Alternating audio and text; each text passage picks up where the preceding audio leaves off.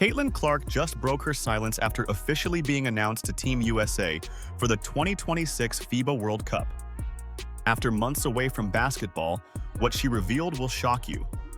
After Diana Taurasi and an injured Chelsea Gray took her spot on the 2024 Paris Olympics team, Clark disappeared from the spotlight during a brutal injury-plagued sophomore season.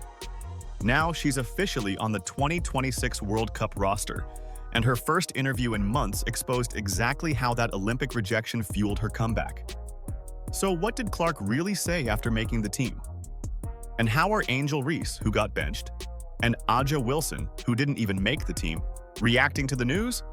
Before we break it all down, let me know down in the comments how you feel about Clark making it to Team USA. Are you excited? Let's go.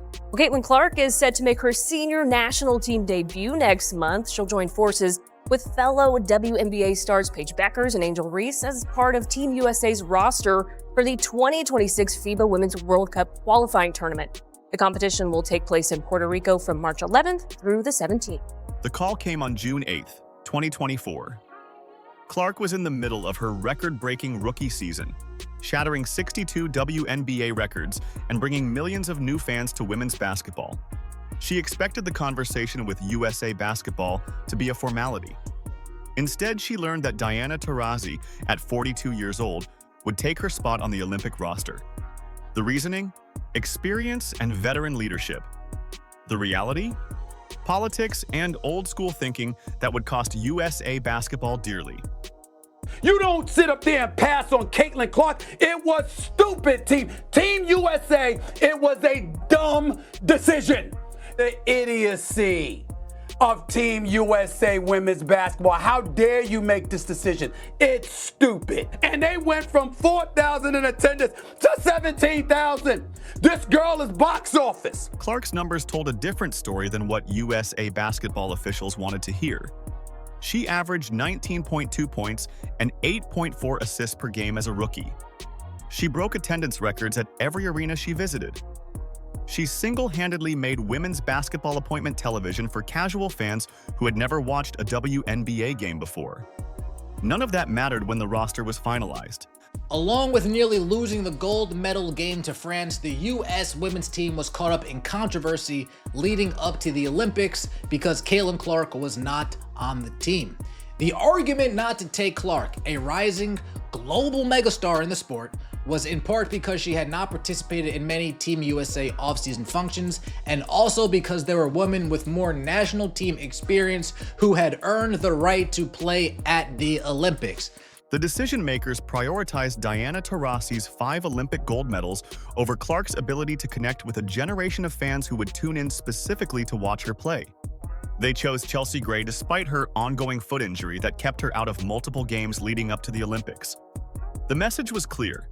Clark's star power and game-changing basketball ability took a back seat to maintaining relationships with established players.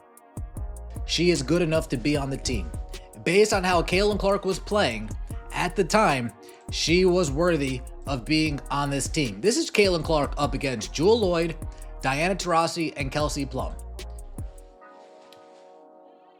Yeah, it's tough when you see it in front of you, right? Chelsea Gray's not even on this graph. Why isn't Chelsea Gray on this graph, you may ask? Great question. Chelsea Gray started the beginning of the season injured. Social media erupted when the roster was announced without Clark's name. Fans posted side-by-side statistics showing Clark's dominance over several players who made the team. The hashtag demanding Clark's inclusion trended for 3 days straight. ESPN's viewership for Olympic women's basketball discussions dropped 40% once fans realized Clark wouldn't be competing in Paris. Let's talk about the Olympics, though. On the night that I broke the news, someone read me the list that Caitlin Clark was not on the Olympic team, which was June 7th. She had just had 30 points and 7 threes against Washington in an amazing game. And bottom line on this is they did not want her on the team. There was either a sense that she needs to wait her turn. They wanted to give Diana Taurasi the going away present. Name another time when you would ever give an athlete a going away present with an Olympic berth. Outrageous. So Caitlin said, hey, it's okay. And in interviews, she said, it's all right, I'll make it the next time. Clark absorbed every criticism from those who said she wasn't ready for international competition. She read every social media post questioning whether USA basketball had lost touch with what fans actually wanted to see. The rejection cut deeper because it came after she had revolutionized how people viewed women's basketball in just one season. Behind closed doors, the decision reflected the same institutional thinking that had kept women's basketball as a niche sport for decades. USA basketball officials prioritized maintaining harmony with veteran players over embracing the seismic shift Clark represented for the sport's popularity and relevance. It was a stupid decision because it compromises what your ultimate goal is, which is to elevate the WNBA brand. How could you be that idiotic and not make that call when throughout history, Team USA has been in part about marketing? It's dumb. That rejection planted something deeper than disappointment. It created a focused determination to prove that USA basketball had made the biggest mistake in the program's history. Every day Clark spent away from the spotlight, she was building toward a comeback that would force them to acknowledge what they had missed. Her sophomore season would test that resolve in ways no one expected, but the Olympic rejection had already established the foundation for everything that would follow.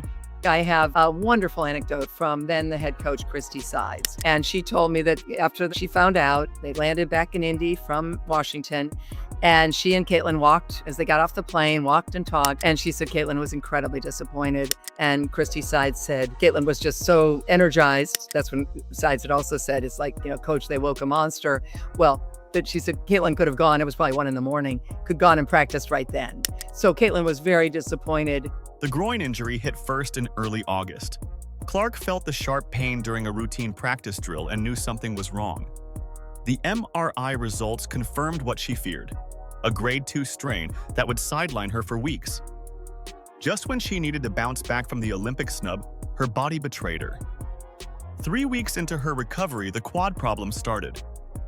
The compensation from favoring her groin had created new issues in her left leg. Every time Clark tried to return to full training, the quad would tighten up and force her back to the treatment table. The medical staff warned her about rushing back too quickly, but Clark could feel precious time slipping away. I put together a pretty incredible stretch of never missing a game, and the fact is, when you're a professional athlete, it's going to come at some point. That's just how it goes. I think it's honestly taught me more than I've probably ever learned through the course of my career of, how to take care of your body, how to get right, how to stay healthy, and then just taking time for yourself. September brought the ankle setback that really derailed her timeline. A simple pivot during a light scrimmage resulted in a high ankle sprain that put her in a walking boot for 2 weeks. Clark watched other WNBA players dominate headlines while she hobbled around the Fever facility on crutches. The ankle injury was particularly frustrating because it happened during what should have been her comeback week. The bone complications emerged in October during routine scans. Doctors discovered stress reactions in her left foot that had developed from months of altered movement patterns. Clark had been unconsciously changing how she ran and jumped to protect her other injuries, creating new problems she didn't even know existed. The medical team prescribed complete rest from all basketball activities. Obviously, being hurt is an incredibly isolating thing, and you don't really understand it until you go through it. And then I think the challenge for myself was just, it was one injury, and then it was like a little better, and then it kind of continued to compound and get worse, and other things pop up, and then I had the ankle injury. So it feels nice to finally be back to 100%. And the forced break gave Clark something she had never experienced as an elite athlete: time to think. She studied film for hours without the pressure of immediate games. She analyzed international basketball tactics and learned how European teams move the ball. Clark dissected her own game and identified areas where she could improve her decision-making and shot selection. In a way, at the end of the WNBA season, obviously I did everything I could to try to be able to come back and be able to play for my team, but it just didn't really work. I think that was almost a way of relief for myself, just knowing that I gave everything I could to possibly try to play, but my body just wasn't really letting me. The rehabilitation process rebuilt more than just her body. Clark worked with trainers who specialized in biomechanics to correct the movement patterns that had led to her cascade of injuries. She strengthened muscles she had never focused on before. Every exercise was designed to make her more durable for the physical demands of international competition. Training alone in empty gyms created an intense focus on fundamentals. Clark spent countless hours working on her footwork and release point without game pressure. She developed new passing angles and improved her offhand finishing. The isolation from competition allowed her to experiment with techniques that would have been risky during important games. I continued to rehab, and now feeling back at 100%, it honestly took probably longer than I expected, but knowing my body's in a really good spot. And, I think more than anything, it just teaches you how to be a really great teammate and a really good leader, and understanding what your teammates go through. Like, obviously, I'm going to have teammates that have been through injuries and are going to continue to go through injuries, and always leaning on them and being there for them. And, if I have a teammate hurt going forward, like, I'm always going to be the one that texts them and checks on them. And then, just pouring into your teammates. You can do that whether you play or you don't play. And that was kind of my main focus. By December, USA Basketball's medical staff cleared Clark for full contact. Their evaluation confirmed what she already knew. Months of targeted rehabilitation had made her stronger and more complete than before the injuries. The adversity had forged exactly the type of competitor who could dominate international basketball. Duke University's basketball facilities buzzed with anticipation on December 12th. The Team USA training camp represented Clark's first official basketball event since her injury recovery began months earlier. Cameras followed her every step as she walked into the gym, where she would either resurrect her national team dreams or watch them crumble completely. What's your favorite thing you've done this offseason? Favorite thing I've done this offseason? Man, just get back to playing basketball. Honestly, I didn't get to play last year, so played a few games, but just being on the court and having fun and smiling, that brings me a lot of joy. Managing director Sue Bird positioned herself courtside with a clipboard full of evaluation notes. Coach Kara Lawson stood nearby, arms crossed, watching Clark warm up with the intensity of someone evaluating a franchise-changing decision. Both knew this camp would determine whether Clark could transition from WNBA superstar to international competition. The first scrimmage revealed everything USA Basketball needed to know. Clark dropped 23 points in 28 minutes against elite competition that included current national team players. Her court vision looked sharper than before the injuries. She found passing lanes that other players couldn't even see. Most importantly, her three-point shot displayed the same deadly accuracy that had terrorized WNBA defenders all rookie and sophomore season long. For a lot of us, that this is our first national team camp, and you play FIBA, but when you get to the national team level, it's obviously different. Going back and watching that gold medal game and just how physical it was, and that's what it's going to take to be able to win. Film never lies to you, and so being able to see it and then get on the court and be like, let's do it, I think everybody was pretty motivated and excited. Lawson pulled reporters aside after the second day of camp. She couldn't hide her excitement about what she was witnessing. Clark's shooting stroke looked completely natural, despite months away from competitive basketball. Her conditioning appeared better than expected. Her decision-making showed the maturity that comes from studying the game during forced time away from playing it. Sue Bird's observations went deeper than just basketball skills. She noted how Clark approached every drill with laser focus. No joking around between plays. No casual conversations during water breaks. Clark was treating this camp like an audition for the most important role of her career.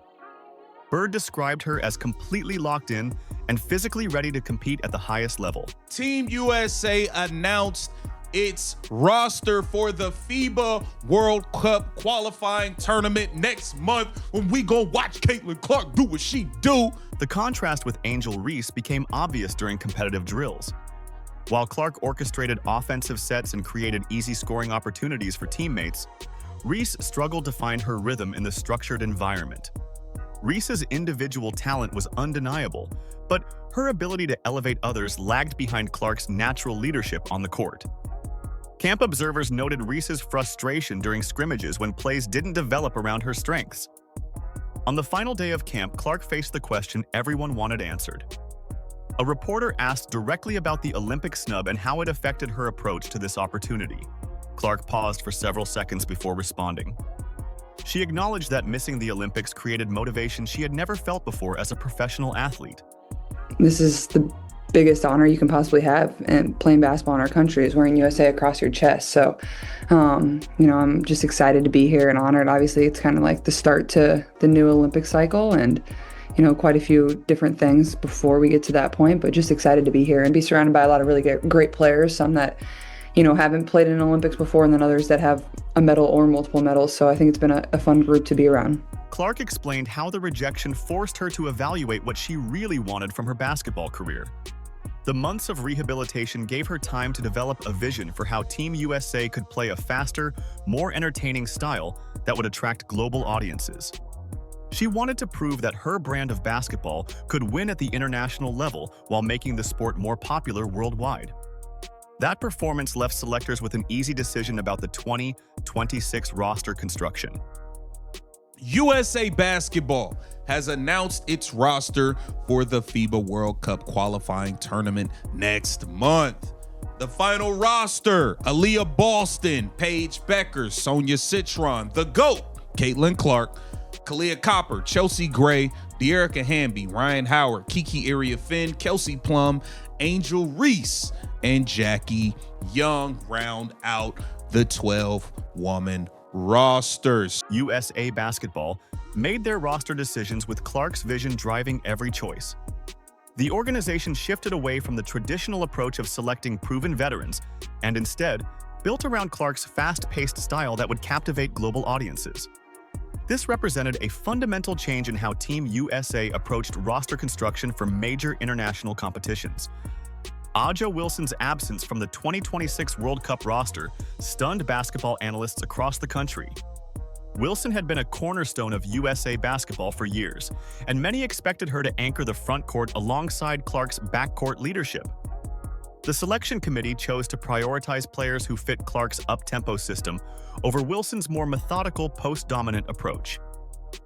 Wilson's exclusion sent shockwaves through the basketball community and highlighted just how completely Clark had reshaped Team USA's identity. USA Basketball announced today the 12-player roster coaching staff who will represent USA at the 2026 FIBA World Cup qualifying tournament in San Juan, Puerto Rico from March 11th to the 17th. Angel Reese secured a spot on the final roster but faces an uphill battle for significant playing time. The depth chart shows Clark surrounded by complementary players who excel at moving without the ball and creating spacing for her penetration. Reese's skill set requires more touches and isolation plays that conflict with Clark's preference for constant ball movement and quick decision-making. Coach Lawson has made it clear that playing time will depend on how well players adapt to Clark's system rather than individual accolades or past performance. Clark's global appeal influenced these roster decisions more than any political considerations or veteran preferences that dominated previous cycles. USA basketball executives recognized that Clark's star power could transform women's basketball into a worldwide phenomenon. Television ratings and social media engagement numbers from Clark's WNBA career proved that her presence alone could double or triple audience interest in Team USA games. Who should not make this Team USA team? Caitlin Clark destroys in day 2 of Team USA camp, looking like the best player in the world as usual. The March 11th to 17th schedule in Puerto Rico will showcase Clark's international debut against 5 distinct opponents. Team USA opens against Senegal on March 11th, followed by the host Puerto Rico squad on March 13th. Italy provides the third test on March 14th, with New Zealand challenging the Americans on March 16th. The tournament concludes against Spain on March 17th, giving Clark 5 opportunities to demonstrate her impact on the international stage. This is what makes Caitlin Clark so special, all right?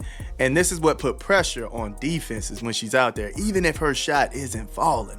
All right, watch this. She gets the rebound. She's pushing the floor. Look at this tempo. Look at this tempo, fam. Pushing the floor. Absolutely rushing the defense. And then this is what happens when you do things like this. Look, watch this. Look, now you got a wide open AB over in the corner. I know it might be hard to see, but a wide open AB. All because she grabbed that rebound and pushed the tempo. Clark's court vision will unlock scoring opportunities for teammates who have never played alongside someone with her passing ability.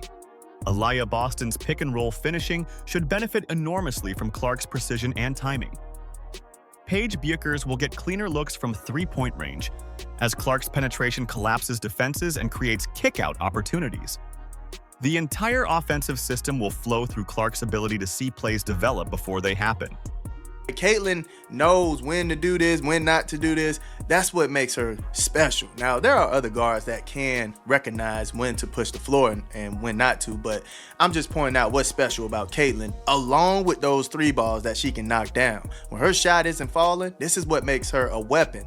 Although her shot isn't falling, people still respect her to the level where they're like, hey, she can get hot, man. We're not gonna just allow her to be open just because she missed 1, 2, 3 shots. We're not gonna allow that, man. Stay on her. That gravity that she holds, man, it opens up the defense like this. Team USA's strategic identity has shifted toward up-tempo basketball that emphasizes spacing and ball movement over traditional post-up plays. Clark's presence allows the team to push pace after defensive rebounds and create transition scoring opportunities that weren't possible with previous roster constructions. This style should make USA games more entertaining for casual fans while maintaining the competitive edge needed for championship-level competition. Clark has completed her transformation from Olympic reject to the undisputed centerpiece of American women's basketball. Her senior national team debut will introduce a new era where her basketball philosophy defines how Team USA approaches international competition. Just seeing her back out on the floor at all is a big deal. And probably people holding their breath a little bit too, but just all of her movements look good. That's the most important thing. But that speed burst, that ability to get up the court quickly has stood out, because I do think that was something she never quite got all the way there in year 2, just because of the myriad of injuries, because she started in the preseason with the quad injury. And that's another differentiator for her, is how quickly she can move with the basketball. Clark's path from Olympic rejection to Team USA leader shows how the best athletes turn setbacks into fuel for greatness. That June phone call that crushed her dreams became the foundation for everything she accomplished during her injury recovery and dominant training camp performance. The March Games in Puerto Rico will introduce the world to Clark's version of American women's basketball. Her vision for fast-paced, entertaining play will define how Team USA approaches international competition for years to come. Angel Reese and Aja Wilson learned that individual talent means nothing without fitting into Clark's system. The new era officially begins in just a month. Let me know down in the comments how you feel about Clark making it to Team USA. Like, subscribe, and turn on all notifications so you never miss out. Click the video on the screen, and we will see you in the next one.